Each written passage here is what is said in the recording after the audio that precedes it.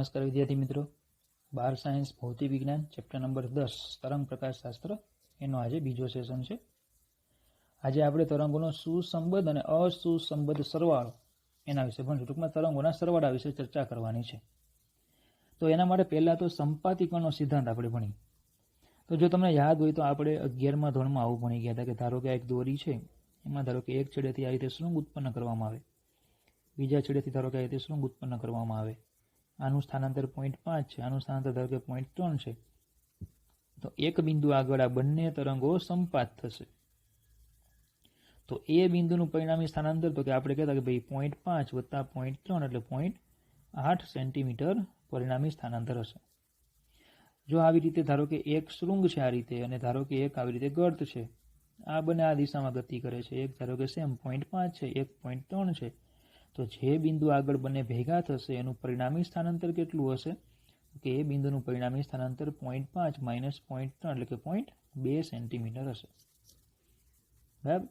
તો માધ્યમના કોઈ ચોક્કસ બિંદુ આગળ, આ તો બે તરંગની વાત કરી, પણ સંખ્યાબંધ તરંગોના સંપાતીકરણને કારણે પરિણામી સ્થાનાંતર એ દરેક તરંગો વડે ઉદ્ભવતા સ્વતંત્ર સ્થાનાંતરોના સદિશ સરવાળા બરાબર હોય છે। કેવું?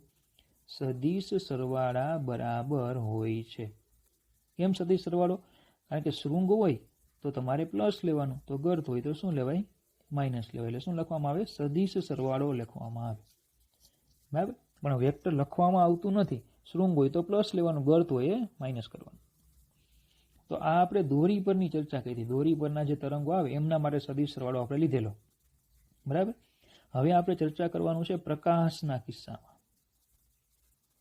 પ્રકાશના કિસ્સામાં ધારો કે આ એક બલ્બ છે, આ બીજો બલ્બ છે, આ એક ઉદ્ગમ છે, આ બીજું ઉદ્ગમ છે, સોર્સ 1 સોર્સ 2, એમાંથી તરંગો આ રીતે આવે છે, એમાંથી આ તરંગો આવે છે, કોઈ બિંદુ આગળ બંને તરંગો સંપાત થાય છે, તો ત્યાં પરિણામી શું હશે? સ્થાનાંતર મહત્તમ હશે કે શૂન્ય હશે કે ન્યૂનતમ હશે? એ બધાની આપણે ચર્ચા કરવાની છે। તો ધારો કે આની તીવ્રતા તરંગની I1 છે, પ્રકાશની તીવ્રતા ને, પ્રકાશના તરંગો છે, તીવ્રતા છે, તો P બિંદુ આગળ શું હશે? તીવ્રતા મહત્તમ હશે કે તીવ્રતા શૂન્ય હશે? તેની હવે આપણે ચર્ચા કરીશું। તીવ્રતા મહત્તમ હશે કે તીવ્રતા 0 હશે? બરાબર। ચાલો, તો એના માટે આપણે જે ઉદ્ગમો છે ફિઝિક્સમાં, આ જે ઉદ્ગમો છે એટલે કે જે આપણા લેમ્પ આપણે રાખીએ છીએ એ બે પ્રકારના હોય છે। તો જો પહેલા તો સુસંબદ્ધ ઉદ્ગમો એટલે શું? ઉદાહરણ આપીને સમજાવો। તો પહેલા છે સુસંબદ્ધ। જો દરેક તરંગને કારણે ઉત્પન્ન થતા સ્થાનાંતરો વચ્ચેનો કડા તફાવત સમય સાથે બદલાતો નથી। જે તરંગો ઉત્પન્ન થાય એમના જે સ્થાનાંતરો હોય, સ્થાનાંતર એટલે શું? તો કે આ જે શૃંગ આપણે કહીએ તે આ સ્થાનાંતર વચ્ચેનો કડા તફાવત સમય સાથે બદલાતો નથી। ચલો, કડા તફાવત મતલબ કે ધારો કે આપણે આ એક તરંગ છે અને આ બીજું તરંગ છે, તો એમની વચ્ચે કડા તફાવત આપણે કેટલો કહીએ? 180 નો કહીએ। બરાબર। ધારો કે આપણી પાસે અહીંયા એક આવી રીતે આ એક તરંગ છે, આ બીજું તરંગ છે, તો કડા તફાવત કેટલો કહેવાય? 0 કહેવાય। એટલે બંને કેવા? સમાન કડામાં, મતલબ કે એક સાથે મહત્તમ અને એક સાથે ન્યૂનતમ। તો આમાં આ મહત્તમ છે તો ન્યૂનતમ થાય, એટલે કડા તફાવત કેટલો કહેવાય? 180 નો। બરાબર। તો સ્થાનાંતરો વચ્ચેનો કડા તફાવત સમય સાથે બદલાતો નથી। મતલબ કે ધારો કે આ એક તરંગ છે, આ બીજું તરંગ છે, કડા તફાવત 180 નો છે, તો એ કોઈ દિવસ બદલાશે નહીં। એ જે છે એ કોઈ દિવસ બદલાશે નહીં। 0 છે એ કોઈ દિવસ બદલાશે નહીં। તો એવા ઉદ્ગમોને શું કહેવામાં આવે? સુસંબદ્ધ ઉદ્ગમો કહેવાય। કડા તફાવત કોઈ દિવસ બદલાય નહીં એવા ઉદ્ગમોને શું કહેવાય? સુસંબદ્ધ ઉદ્ગમો કહેવાય। તો દાખલા તરીકે સમજો, આપણને એક ઉદાહરણ આપ્યું છે કે ધારો કે આ આખું પાણી છે અને એમાં મેં ધારો કે આ રીતે આ એક સોય છે, આ બીજી સોય છે। એ સોય જે છે એને તમારે ઉપર નીચે આમ કરવાની છે। શું કરવાની? પાણીમાં તમારી જે સોય છે એને શું કરવાની? ઉપર નીચે કરવાની। તો એનાથી શું થશે? તો કે સોયને તમે જેવી નીચે લઈને ઉપર લઈ જશો એટલે કે આવું એક તરંગ ઉત્પન્ન થશે। તમને ખ્યાલ છે? પાછી ઉપરથી નીચે લાવશો એટલે એ જે છે એ આગળ વધી ગયું હશે, નવું તરંગ ઉત્પન્ન થશે। આ જે તરંગ છે આગળ વધી ગયું હશે, પાછી ઉપરથી નીચે કરશો એટલે આ તરંગ છે એ પાછું આગળ વધી ગયું હશે, નવું તરંગ ઉત્પન્ન થશે। ખબર પડે? બરાબર। તો આ બંને તરંગો જ્યાં એક સરખી રીતે તમે ઉપર નીચે કરો છો કે નહીં? મતલબ કે તમે બંનેનો આવર્તકાળ કેવો રાખો છો? સમાન। આવતકાળ કેવો છે? સમાન છે. ખબર પડે? બરાબર. તો આવી રીતે જે આ તરંગો ઉત્પન્ન થાય તો એવા તરંગોમાં જે કળા તફાવત જે છે એ કેવો રહે છે? અચળ રહે છે. આથી આવા જે બંને ઉદ્ગમો છે S1 S2 એને શું કહેવાય? સુસંબદ્ધ ઉદ્ગમો કહેવાય. શું કહેવામાં આવે? એને સુસંબદ્ધ ઉદ્ગમો કહેવાય. બરાબર. તો જો પાણી ભરેલા પાત્રમાં બે હોય S1 અને S2 ઉપર નીચેની દિશામાં સમાન રીતે પાણીની સપાટીને અટકે તેમ આવર્ત ગતિ કરે છે. તેઓ બે જલ તરંગો ઉત્પન્ન કરે છે અને કોઈ ચોક્કસ બિંદુ આગળ દરેક તરંગને કારણે ઉત્પન્ન થતા સ્થાનાંતરો વચ્ચેનો કળા તફાવત સમય સાથે બદલાતો નથી.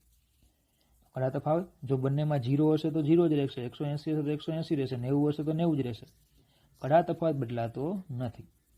આથી આ બંને સુસંબદ્ધ ઉદ્ગમો છે તેમ કહેવાય. બંને કેવા કહેવાય? સુસંબદ્ધ. ચલો આપણે સરળતા ખાતર કળા તફાવત 0 રાખીશું, મતલબ કે બંનેની કળા સમાન. આપણે ફિઝિક્સમાં સુસંબદ્ધ ઉદ્ગમોમાં કળા તફાવત અચળ રહીએ એ ગમે તે હોય, પણ આપણે ફિઝિક્સમાં કેટલો સેટ કરવાનો હોય છે? 0. કળા તફાવત 0 એનો મતલબ કે બંનેની કળા કેવી હશે? સમાન. મતલબ કે એક તરંગ જો આ રીતે હોય તો બીજું તરંગ પણ એની જેમ જ હોય. એટલે કાં તો બંનેના શૃંગ હોય ને કાં બંનેના ગર્ત હોય. હવે જો આ તરંગો જે છે એ માધ્યમમાં શું થાય? આગળ વધે ને એટલે શું થાય? જો સંપાતીકરણ થાય. જો આ બધા સંપાતીકરણ થાય છે કે નહીં? બરાબર. દાખલા તરીકે જો અહીંયા ચિત્ર આપ્યું છે કે આ જે છે આપણા મુખ્ય ઉદ્ગમો છે. પછી આ પહેલાનું તરંગ આવ્યું તો આ પહેલું તરંગ આવ્યું, પછી આ આવ્યું બીજું તરંગ. બરાબર. તો આમાં સેમ આ આવે છે બીજું તરંગ. તો આ તરંગો શું થાય છે? જો સંપાત થાય છે. આ બિંદુ છે, અહીંયા છે, અહીંયા છે, અહીંયા છે, આ બધા સંપાત થાય છે. એમાં જે ઘાટા તમને વક્રો દેખાય ને એ શૃંગ છે અને ડોટેડ લાઈન છે ને એ ગર્ત છે. તો પાછું આ શૃંગ, આ ગર્ત, પાછું આ શૃંગ, આ ગર્ત, આ શૃંગ, આ ગર્ત.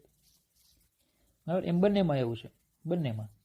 બરાબર. બીજા માટે ધારો કે લઈએ તો શું છે કે આ શૃંગ છે, આ ગર્ત છે, પાછું આ શૃંગ છે, આ ગર્ત છે, આ શૃંગ છે, આ ગર્ત છે, શૃંગ છે. તો બંને તરંગોના શૃંગ અને ગર્ત શું થશે? એકબીજા પર સંપાત થતા જશે અને પરિણામે માધ્યમમાં આપણને કંઈક ભાત જોવા મળશે. માધ્યમમાં આપણને શું જોવા મળશે? કંઈક ભાત જોવા મળશે. બરાબર. તો આ જે સોયો હતી એને તમે ઉપરથી જુઓ, ઉપરથી એટલે કે અહીંયાથી આકૃતિ છે અને જો તમે અહીંયાથી જુઓ તો તમને પાણીમાં આવી રીતે ચિત્ર જોવા મળશે. બરાબર. તો આ બંને ઉદ્ગમો કેવા છે? સુસંબદ્ધ ઉદ્ગમો છે. કળાઓ બદલાતી નથી. કળાઓ જે છે એ બદલાતી નથી અને શું કહેવામાં આવે? સુસંબદ્ધ ઉદ્ગમો કહેવાય. એટલે ખબર પડી આટલી? બરાબર. ચાલો એની પછી જુઓ વ્યતિકરણ. તો ચેપ્ટરની પહેલી ઘટના તરફ જઈએ. વ્યતિકરણ. તો બે કે બે કરતાં વધારે તરંગોના સંપાતીકરણને કારણે ઉદ્ભવતી ભૌતિક અસરને વ્યતિકરણ કહે છે. ભૌતિક અસર મતલબ કે આજે આ ચિત્ર જોવા મળ્યું ને તમને, આવું ચિત્ર, એ જે ચિત્ર મળે છે ને એ ચિત્રને કહેવામાં આવે છે વ્યતિકરણ. કારણ કે ભૌતિક અસર છે ને હંમેશા તમે જોઈ શકો. ભૌતિક અસર છે ને હંમેશા માધ્યમમાં તમને દેખાય કે કેવું ચિત્ર બને છે. તો આપણે પ્રકાશના કિસ્સામાં છે તો પ્રકાશના કિસ્સામાં કેવું ચિત્ર તમને જોવા મળશે એની ચર્ચા આપણે આગળ કરીશું. બરાબર. વ્યતિકરણના બે પ્રકાર છે, સહાયક વ્યતિકરણ અને વિનાશક વ્યતિકરણ. ચલો તો પેલા સહાયક વ્યતિકરણ કોને કહેવાય એની ચર્ચા કરીએ આપણે. તો જો ધારો કે આપણી પાસે પેલા બે ઉદ્ગમો હતા, એક હતું S1 અને બીજું ઉદ્ગમ હતું તે S2. ચલો એમને જોડતી રેખાના લંબ દ્વિભાજક પર હું એક બિંદુ લઉં છું P. અને જોડતી રેખાનો લંબ દ્વિભાજક છે ત્યાં હું એક બિંદુ ધારું છું P. તો S1 માંથી તરંગો ઉત્પન્ન થશે, એ P આગળ આવશે. S2 માંથી તરંગો ઉત્પન્ન થઈને P આગળ આવશે. P બિંદુ આગળ આ બંને તરંગો સંપાત થશે. અહીં S1P બરાબર S2P છે, તમને દેખાતું જ છે. S1P અને S2P આ અંતર કેવું છે? સમાન છે. બરાબર. અંતર સમાન છે. આથી S1 માંથી તરંગ ઉત્પન્ન થાય તે અને S2 માંથી જે તરંગ ઉત્પન્ન થાય તે એ સમાન સમયમાં જ P સાથે પહોંચે. બંને એક સમયે P સાથે પહોંચશે. અંતર સરખા છે એટલે બંને તરંગોને ઉત્પન્ન થાય છે તો એનો સમય સમાન હશે. ચલો આપણે આગળ શું કીધું કે આપણે કળા તફાવત જે છે કેવો લેવાનો? 0. મતલબ કે એક તરંગ જો આપણે આ રીતે લઈશું તો બીજું તરંગ પણ આપણે એવી રીતે જ લેવાનું છે. બરાબર. તો બંને તરંગોની કળા કેવી હશે? સમાન હશે. બંને તરંગોની કળા સમાન છે તો P બિંદુ આગળ પહોંચશે ત્યારે પણ બંને એક સરખી કળામાં પહોંચશે. બરાબર. પી બિંદુ આગળ જ્યારે પહોંચશે ત્યારે પણ આ બંને તરંગો એક સરખી કળામાં પહોંચશે અને પી બિંદુ પાસે એ આ રીતે એક સરખી કળામાં સંપાત થશે. પી બિંદુ પાસે શું થશે? તે બંને તરંગો એક સરખી કળામાં સંપાત થશે. ખબર પડે? બરાબર. ચાલો હવે જો મારે S1 જે છે S1 એમાં જે તરંગ ઉત્પન્ન થાય એનું સ્થાનાંતર હું S cos ઓમેગા ટી લઉં તો S2 માંથી જે તરંગ ઉત્પન્ન થાય છે એનું સ્થાનાંતરનું સમીકરણ પણ એ cos ઓમેગા ટી જ આવશે, કારણ કે બંને એક જ સરખા પહોંચે છે. જેટલા તરંગો આના પહોંચશે એટલા જ તરંગો આના પહોંચશે. તો પછી P આગળ પરિણામી સ્થાનાંતર y એટલે y1 પ્લસ y2, તો y બરાબર 2a cos ઓમેગા ટી થાય. બરાબર. સમજો કે આપણે આવું ભણી ગયા છે 11મા ધોરણમાં કે તીવ્રતા એટલે ઉર્જાના છેદમાં ક્ષેત્રફળ ગુણ્યા સમય, એ ચેપ્ટર 8માં ભણી ગયા આપણે. અને પછી 11માં એવું ભણી ગયા કે દોલનની ઉર્જા એટલે હાફ કે s સ્ક્વેર, મતલબ કે તીવ્રતા પ્રપોઝનલ ટુ કંપ વિસ્તારનો વર્ગ. તીવ્રતા પ્રપોઝનલ ટુ કંપ વિસ્તારનો વર્ગ. તો ધારો કે આ તરંગની તીવ્રતા I હોય તો I0 હોય તો I0 પ્રપોઝનલ ટુ s સ્ક્વેર. આની તીવ્રતા પણ I0 હોય તો I0 પ્રપોઝનલ ટુ s સ્ક્વેર. તો આની તીવ્રતા ધારો કે I હોય તો I પ્રપોઝનલ ટુ 2s સ્ક્વેર, એટલે કે 4s સ્ક્વેર થાય, કારણ કે એનો કંપ વિસ્તાર કેટલો છે 2a, જ્યારે આનો બેનો a હતો. તો આનો ગુણોત્તર લઈ લો તો I/I0 ઇક્વલ ટુ 4, તો I બરાબર 4I0 આ તીવ્રતાનું મહત્તમ મૂલ્ય થઈ ગયું. કેવું મૂલ્ય થઈ ગયું? મહત્તમ મૂલ્ય થઈ ગયું. બરાબર. તો આથી P બિંદુ આગળ તીવ્રતા કેવી મળે? મહત્તમ મળે. આથી P બિંદુ આગળ સહાયક વ્યતિકરણ રચાય છે તેવું કહેવાય. તો બોલો, સહાયક વ્યતિકરણ કોને કઈ ખબર એવી? કે જો માધ્યમના બે તે બિંદુ પાસે તીવ્રતા મહત્તમ હશે તો તે બિંદુ આગળ સહાયક વ્યતિકરણ રચાણું તેમ કહેવાય. ચલો આવું ખાલી P બિંદુ આગળ જ થાય? તો કે ના, P પછીના બધા આવા બિંદુઓ હોય ત્યાં બધે આવું સહાયક વ્યતિકરણ રચાય. દાખલા તરીકે ધારો કે આકૃતિ છે, આ ધારો કે આપણે P વાળી લાઈન લઈએ તો આ બધા બિંદુ આગળ સહાયક વ્યતિકરણ રચાય. ખબર પડે? તો સહાયક વ્યતિકરણ એટલે જે તે બિંદુ પાસે તીવ્રતા મહત્તમ, જે તે બિંદુ પાસે તીવ્રતા મહત્તમ એને કહેવાય સહાયક વ્યતિકરણ. ક્લિયર આટલું? ચાલો નેક્સ્ટ ઉદાહરણ લઈએ. ઉદાહરણ નંબર 2. ચલો ધારો કે આ સેમ S1 ઉદ્ગમ છે, અહીંયા મારી પાસે S2 ઉદ્ગમ છે, અને ધારો કે અહીંયા કોઈ ક્યુ બિંદુની આપણે ચર્ચા કરી. બરાબર. તો S1 માંથી જે તરંગ ઉત્પન્ન થશે તે અને S2 માંથી જે તરંગ ઉત્પન્ન થશે તે એ બંને ક્યુ પાસે પહોંચશે, સંપાતીકરણ આપશે. ધારો કે આ S1 ક્યુ જે છે ને એ 7 લેમ્બડા છે અને S2 ક્યુ જે છે એ 9 લેમ્બડા છે. દેખીતી રીતે મોટું જ છે તે. તો એનો મતલબ કે S2 Q minus S1 Q equal to કેટલા થશે? 2 લેમ્બડા થશે. ખબર પડે? હવે 2 લેમ્બડા મતલબ કે 2 ચક્રનો ડિફરન્સ છે. 2 લેમ્બડા મતલબ કે 2 ચક્રો, કે ભાઈ આના 7 લેમ્બડા એટલે 7 તરંગ, 9 લેમ્બડા એટલે 9 તરંગ. બરાબર. લેમ્બડા તો ખ્યાલ ને, તરંગ લંબાઈ. આ લેમ્બડા એટલે 1 તરંગ, તો ડિફરન્સ 2π રેડિયનનો હોય. બરાબર. લેમ્બડા અંતરે રહેલા બે બિંદુ વચ્ચે ડિફરન્સ 2π રેડિયનનો હોય. તો 2 લેમ્બડા ડિફરન્સ છે, એનો મતલબ કે શું થશે? 2 ચક્રોનો ડિફરન્સ છે. તો બોલો આ બંનેમાંથી વહેલું કોણ પહોંચશે?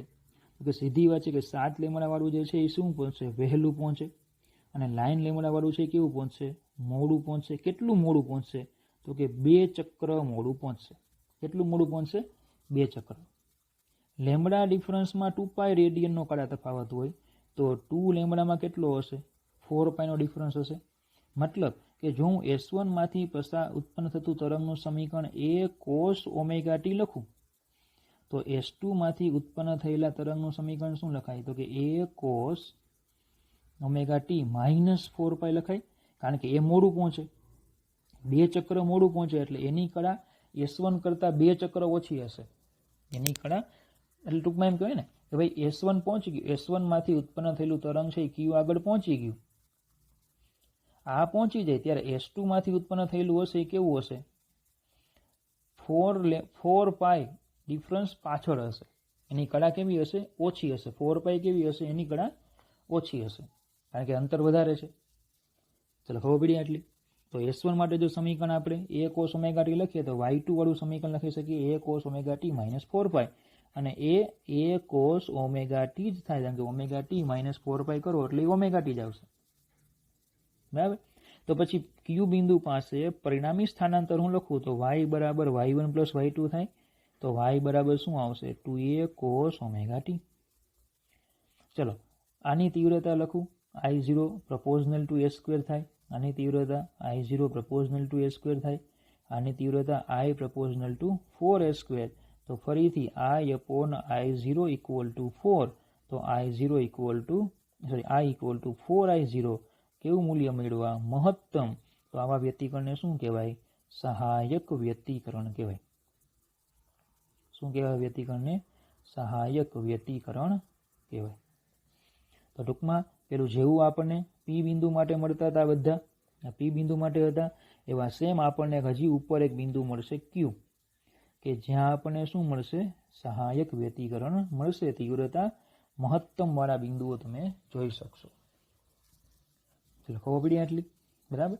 ચલો બીજું તમે યાદ રાખો કે આજે આપણે S2Q માઇનસ S1Q લખીએ ને, એને પથ તફાવત કહેવાય. પથ તફાવત શું કહેવાય? પથ તફાવત. આ અંતરમાંથી આ અંતરને બાદ કરો તો એને શું કહેવામાં આવે? પદ તફાવત. બરાબર. તો 2 લેમ્બડા પદ તફાવતને અનુરૂપ કડા તફાવત કેટલો? તો કે કડા તફાવત છે 4π. કેવો છે? 4π. કારણ કે 2 લેમ્બડા એ પદ તફાવત છે, તો 4π શું થઈ જશે? કડા તફાવત. બરાબર. તો ચલો ફરીથી અહીંયા તીવ્રતા કેવી આવી? મહત્તમ. તો Q બિંદુ આગળ ફરી પાછું સહાયક વ્યતિકરણ રચાય. તો સહાયક વ્યતિકરણ કોને કહેવામાં આવે? તીવ્રતા મહત્તમ, તો એને કહેવામાં આવે સહાયક વ્યતિકરણ. બરાબર.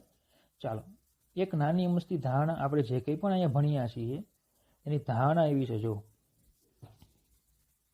કે આ S1 ઉદ્ગમ છે, આ S2 ઉદ્ગમ છે, એ બંને વચ્ચેનું જે અંતર આવે ને એ સ્મોલ ડી હોય. બંને વચ્ચે અંતર આવે સ્મોલ ડી હોય. અને આપણે Q બિંદુ અહીંયા લીધું, તો આ S1Q અંતર છે, આ S2Q અંતર છે. એમ કહે છે કે S1Q અને S2Q આ બંને અંતરો જે છે એની સરખામણીમાં જે ડી અંતર છે ને એ નાનું હોય છે. આ ડી એવું હોય છે, નાનું. બીજું કે S1માં આપણે કંપ વિસ્તારે લીધેલો, S2 વાળો કંપ વિસ્તારે લીધેલો, તો આપણે બંને તરંગોના કંપ વિસ્તારો સમાન ધારેલા છે. કંપ વિસ્તાર કેવા ધાર્યા છે? સમાન. એટલે એ પ્રમાણે આપણને તરંગો મળે છે. બરાબર. S1 માંનો કંપ વિસ્તાર અને S2 થી જે તરંગો ઉત્પન્ન થાય એનો કંપ વિસ્તાર કેવો છે? સમાન. તો આપણે આખી થિયરી છે એમાં આવી ધારણા લીધેલી છે. ઓકે. ચાલો હવે લઈએ વિનાશક વ્યતિકરણ. સહાયક ભણી ગયા કે તીવ્રતા કેવી? મહત્તમ, એને સહાયક વ્યતિકરણ કહેવાય. તો હવે લઈશું આપણે વિનાશક વ્યતિકરણ, એની ચર્ચા કરીએ.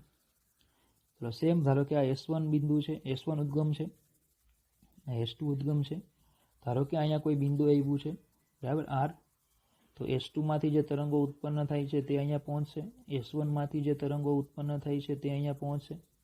ધારો કે આ જે તરંગો છે, એટલે કે S1Q જે છે, S1R જે છે એ 9.75 લેમ્બડા છે, અને S2R જે છે એ 7.25 લેમ્બડા છે. બરાબર. તો એનો મતલબ કે S2R, મોટામાંથી નાનું બાદ કરવાનું, હંમેશા યાદ રાખવાનું. S1R minus S2R equal to 9.75 minus 7.25, એટલે એ થઈ જશે 2.5 લેમ્બડા. બરાબર. તો ચલો આ પદ તફાવત થઈ ગયો. તો 2.5 લેમ્બડા મતલબ કે કેટલા ચક્રો? 2.5 ચક્ર. તો ચલો આમાં વહેલું કોણ પહોંચશે? તો કે આ બોલો વહેલું પહોંચશે, અને આ કેવું પહોંચશે? મોડું પહોંચશે. એટલે ખબર પડે. તો પછી ધારો કે હું આની જે સમીકરણ છે એ y1 equal to a cos omega T લઉં. બરાબર. આની જે કડા છે એ a cos ઓમેગા ટી લે તો મોડું પહોંચે કે નહીં? જો આપણે આમાં શું કીધું કે આ વહેલું પહોંચે, આ મોડું પહોંચે. તો મોડું જે પહોંચે છે એની કડા ઓછી હોય. તો આની કડા S1 કરતાં આની કડા ઓછી. મોડું પહોંચે એની કડા ઓછી. તો વહેલું પહોંચે એની કડા વધારે હોય. બોલો ખબર પડે. તો આ મોડું પહોંચે છે એની કડા ઓછી હોય, તો બોલો આની કડા વહેલું પહોંચે એની કડા વધારે હોવી જોઈએ કે નહીં? તો હું આનું સમીકરણ લખું y2 બરાબર a cos omega T plus 5π. બોલે ખબર પડે. જે મોડું પહોંચે એની કળા કેવી હોવી જોઈએ? ઓછી. તો વહેલું પહોંચે એની કળા કેવી હોવી જોઈએ? વધારે. તો આવશે y2 બરાબર a cos omega t plus 5y આવે. બોલે ખબર પડી આટલી? બરાબર. ચલો આ શું થઈ જશે? Minus a cos omega t થઈ જાય. બોલે ખબર પડી? ચલો 5 પાઈ કઈ રીતે આવ્યા? તો કે લેમ્બડા હોય, લેમ્બડા ડિફરન્સ, તો કડા તફાવત 2 પાઈ રેડિયનનો. બરાબર. તો 2.5 લેમ્બડા આવે તો કડા તફાવત કેટલો? તો કે 2 પાઈ ગુણ્યા 2.5. બરાબર. એટલે કેટલો થઈ જશે? 5 પાઈ. ટૂંકમાં અઢી તરંગ થયું કે નહીં? અઢી એટલે 4 પાઈ પ્લસ અડધું એટલે પાઈ, એટલે કેટલી કલા થઈ ગઈ? 5 પાઈ. બરાબર. તો પછી આર બિંદુ આગળ પરિણામી સ્થાનાંતર હું લઉં તો શું આવશે? y1 plus y2. તો y કેવા થઈ જશે? 0. જો આ સ્થાનાંતર જ 0 તો પછી આનો કંપ વિસ્તાર પણ તરંગનો કેવો થઈ જાય? 0. અને જો કંપ વિસ્તાર 0 તો પછી તીવ્રતા પણ કેવી? 0. તીવ્રતા 0 તો આને કહેવાય વિનાશક વ્યતિકરણ. શું કહેવાય? વિનાશક વ્યતિકરણ. મતલબ કે શું થાય? કે એકની અસર જે હોય, એકની અસર, આ એકની જે અસર છે એને આ બીજું તરંગ શું કરે? નાબૂદ કરે. એકની અસરને બીજું તરંગ શું કરે છે? નાબૂદ કરે છે. જો દાખલા તરીકે ધારો કે મારી પાસે આ એક તરંગ છે, આ 1, આ 2, આ 3 અને આ 4. ધારો કે અમારી પાસે 4 તરંગો છે. બરાબર. હવે બંને તરંગો વચ્ચે ડિફરન્સ કેટલો છે? 2.5 નો ડિફરન્સ છે. બરાબર. તો અમારી પાસે 4 તરંગ હોય તો હવે 2.5 નો ડિફરન્સ એટલે કે કડા તફાવત કેટલાનો થયો? 5 પાઈ નો થયો. તો એનો મતલબ કે જો આના જેવું જ હું બીજું તરંગ ધ્યાનમાં લઉં, આના જેવું જ હું બીજું તરંગ ધ્યાનમાં લઉં તો એ બોલો આની ઉપર અહીંયા સંપાત થતું હશે. એ જ્યારે સંપાત થશે બંને તરંગો તો આ રીતે સંપાત થશે.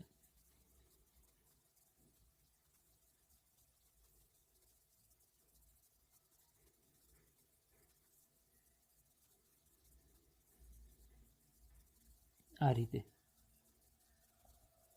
બરાબર. એકના શૃંગની ઉપર બીજાનું ગર્ત સંપાત થશે. કારણ કે ટોટલ આખું આ તરંગ હોય તો અહીંયા 0 હોય તો અહીંયા કેટલા હોય? 2 પાઈ હોય. પડે ખબર? 2 પાઈ હોય તો આખા તરંગની ઉપર આખું તરંગ સંપાત થાય તો આ 4 પાઈ થાય. તો 5 પાઈ એટલે શું થઈ ગયું? કે અડધું તરંગ થઈ ગયું. તો એકનું શૃંગ હશે તો એકનું શું હશે? ગર્ત. એકનું શૃંગ હશે તો એકનું ગર્ત એકબીજા ઉપર સંપાત થશે એટલે પરિણામી તીવ્રતા બધી કેવી થતી જશે? 0. પરિણામી તીવ્રતા કેવી થઈ જશે? 0. ખબર પડે? તો આવા વ્યતિકરણને શું કહેવામાં આવે? વિનાશક વ્યતિકરણ કહેવાય. તો જો કળા તફાવત એકી પૂર્ણાંકમાં હોય, 5 પાઈ છે, 6 પાઈ છે, 7 પાઈ છે, તો હંમેશા શું થશે? 5 પાઈ છે, બરાબર, 7 પાઈ છે, 9 પાઈ છે, તો એમાં શું થશે? એકના શૃંગ ઉપર બીજાનું ગર્ત સંપાત થશે. એકના શૃંગ ઉપર બીજાનું ગર્ત સંપાત થશે અને પરિણામી તીવ્રતા કેવી થઈ જશે? 0. એને કહેવામાં આવે વિનાશક વ્યતિકરણ. બરાબર. ચાલો, તો આ સહાયક વ્યતિકરણ અને વિનાશક વ્યતિકરણ આપણે ઉદાહરણ આપીને સમજાય. તો હવે પદ તફાવતના સંદર્ભમાં એની જે શરતો છે એની આપણે ચર્ચા કરીએ. પદ તફાવતના સંદર્ભમાં એની શરતો.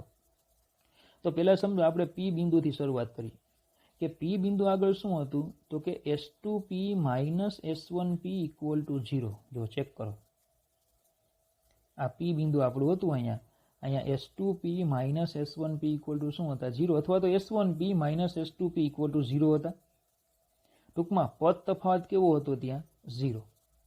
પછી આપણે Q બિંદુ લીધું તો Q બિંદુ આગળ આપણને શું મળ્યું? જો S2Q માઇનસ S1Q બરાબર 2 લેમ્બડા.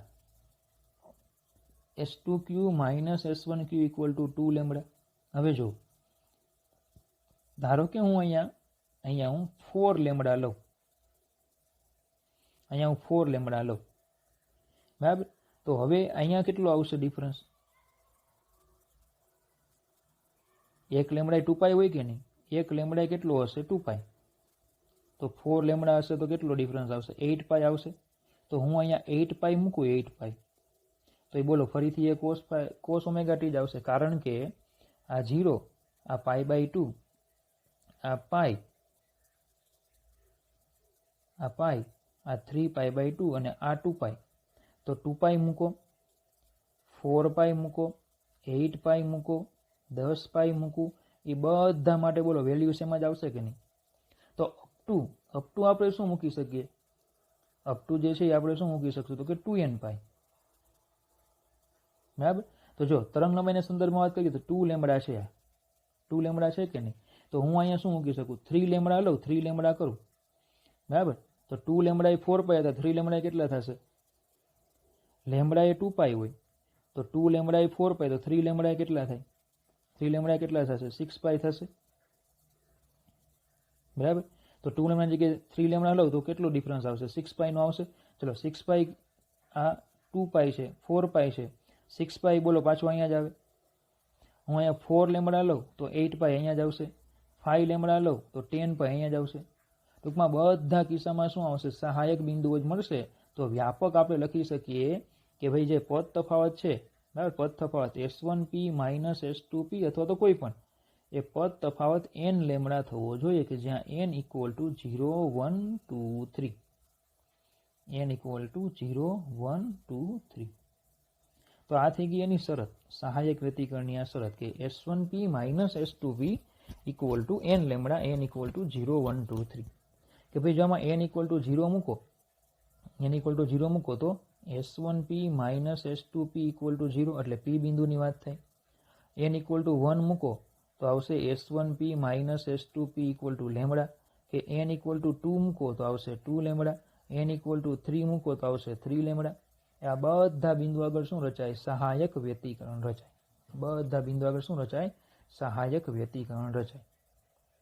ખબર પડે? એટલે કે શું થાય? તો કે અહીંયા જે છે એ તો કે cos ઓમેગા t માઇનસ 4 પાઈ હતું, તો અહીંયા આવશે cos ઓમેગા t માઇનસ 6 પાઈ.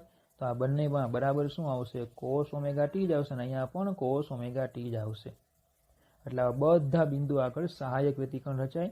તો આપણે આ કન્ડિશન યાદ રાખવાની છે સહાયક માટે. હવે જો વિનાશક વ્યતિકરણ માટે લઈએ તો વિનાશક વ્યતિકરણ જે છે એમાં આપણે S1P માઇનસ S2P અથવા તો આપણે જેમણે લીધું S1R minus S2R equal to 2.5 lambda લીધેલું R બિંદુમાં. જો R બિંદુમાં આપણે 2.5 લેમ્બડા લીધેલું, બોલો ખબર પડે? બરાબર. હવે હું 2.5 ની એની જગ્યાએ હું લખું 3.5. જો હું અહીંયા 3.5 લખું તો 3.5 લેમ્બડા એ કડા તફાવત કેટલો થશે? તો કે થઈ જશે 7 પાઈ. બોલો ખબર પડે? 7 પાઈ થઈ જાય. તો ટૂંકમાં અહીંયા શું આવે? 7 પાઈ. તો આ તો એના જ. ધારો કે 4.5 લેમ્બડા લખું તો અહીંયા કેટલા આવશે? 9 પાઈ. તો અહીંયા 9 પાઈ લખો. આ એના જ. કેમ? કારણ કે આ બધા બિંદુ સમતુલ્ય કહેવાય. 0 પાઈ બાય 2 તો અહીંયા પાઈ થાય તો 3 પાઈ, 7 પાઈ, 9 પાઈ, 11 પાઈ, આ બધા બિંદુ એક જ સ્થાને આવે. બરાબર. તો વ્યાપક રીતે જો આપણે લખવું હોય તો અહીંયા તમે 2.5 લેમ્બડા લખો, 3.5 લખો, 4.5 લખો, 5.5 લખો. બરાબર. 2.5 છે, 3.5 છે, 4.5 છે, 5.5 છે, કોઈ પણ લેમ્બડા લખાય. તો વ્યાપક રીતે આપણે લખી શકીએ કે S1P minus S2P equal to 2n plus 1 lambda by 2 n equal to 0, 1, 2, 3. Check કરો. n ઇક્વલ ટુ 0 મૂકો શું આવશે? લેમ્બડા બાય 2 એટલે 0.5. n ઇક્વલ ટુ 1 મૂકો એટલે શું આવશે? 1.5 આવશે. n ઇક્વલ ટુ 2 મૂકો એટલે 4 પ્લસ 1 એટલે 5 એટલે 2.5 આવશે. બોલો n ઇક્વલ ટુ 3 મૂકો શું આવશે? 6 પ્લસ 1 7, 7 બાય એટલે કે 3.5 આવશે. તો આ બધા બિંદુ આગળ આપણને શું મળશે? તીવ્રતા શૂન્ય. આથી આ થઈ ગઈ વિનાશક વ્યતિકરણની વ્યાપક શરત. આ બધા બિંદુ આગળ તીવ્રતા શૂન્ય મળે એટલે આ થઈ જાય વિનાશક વ્યતિકરણની વ્યાપક શરત. તો જો તરંગ પ્રકાશ શાસ્ત્ર છે થોડું અટપટું છે. બરાબર. તો ખાસ યાદ શું રાખવાનું? સહાયક વ્યતિકરણ એટલે તીવ્રતા મહત્તમ, વિનાશક વ્યતિકરણ એટલે તીવ્રતા શૂન્ય. સહાયક વ્યતિકરણ એટલે તીવ્રતા મહત્તમ, વિનાશક વ્યતિકરણ તીવ્રતા 0. સહાયક વ્યતિકરણ ક્યારે થાય? તો કે કડા પદ તફાવત આટલો હોય ત્યારે. અને વિનાશક થાય તો કે પદ તફાવત આટલો હશે ત્યારે. બરાબર. તો આગળ જે ઉદાહરણ ભણ્યા આપણે P બિંદુ વાળું, Q બિંદુ વાળું અને R બિંદુ વાળું, એ શું છે? ઉદાહરણો છે. ઉદાહરણો આપીને આપણે સમજાવ્યું છે કે આ રીતે સહાયક વ્યતિકરણ આવે, આ રીતે વિનાશક વ્યતિકરણ આવે. આપણે મુખ્ય કન્સેપ્ટમાં સૂત્રો યાદ રાખવાના છે. બરાબર. ચાલો, તો આજના સેશનમાં આપણે આટલું જ રાખીશું. નેક્સ્ટ હજી આપણે સહાયક અને વિનાશક વ્યતિકરણની વ્યાપક શરતો અને તીવ્રતાના વ્યાપક સૂત્રો લઈશું. જેમ આપણે પદ તફાવતના વ્યાપક સૂત્રો લીધા, આ 2n+1 λ/2 કે પછી n લેમ્બડા, એ વ્યાપક સૂત્રો લીધા, તેમ આપણે હવે તીવ્રતાનું વ્યાપક સૂત્ર નેક્સ્ટ લેક્ચરમાં મેળવશું. અને એની પછી આપણે કડા તફાવતના પણ વ્યાપક સૂત્રો મેળવવાના છે. કડા તફાવતના પણ શું મેળવશું આપણે? વ્યાપક સૂત્રોની ચર્ચા કરીશું. ખબર પડે? અને પછી તમને નેક્સ્ટ લેક્ચરમાં હું જણાવીશ કે ભૌતિક રીતે આ સહાયક કે વિનાશક વ્યતિકરણની ભાત તમને કેવી જોવા મળે. ઓકે, તો આજે લેક્ચરમાં આટલું જ રાખીશું. Thank you.